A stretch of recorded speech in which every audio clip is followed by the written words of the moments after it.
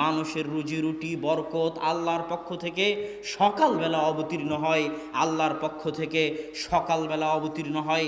এই জন্য আল্লাহ সুবহানাহু ওয়া তাআলা পবিত্র কোরআনে সকালের যত নাম রেখেছেন, ওয়াল ফাজর, ফাজর শব্দের অর্থ হচ্ছে জাহারা, ফুটে ওঠা, প্রকাশিত হওয়া। আল্লাহ সুবহানাহু ওয়া তাআলা পবিত্র কোরআনে সকালের নাম দিয়েছেন ওয়াস সুবহি ইযা আসফার।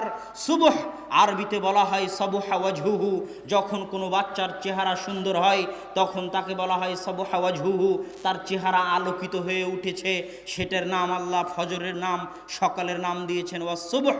আল্লাহ ফজরের নাম দিয়েছেন ইদা আসফার, আসফার মানে প্রস্ফুটিত হওয়া, আলোকিত হওয়া।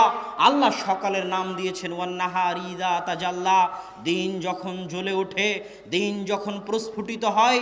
আল্লাহ সুবহানাহু ওয়া তাআলা সকালের জন্য পবিত্র কোরআনে যত শব্দ ব্যবহার করেছেন সব শব্দ আলোকিত হওয়া,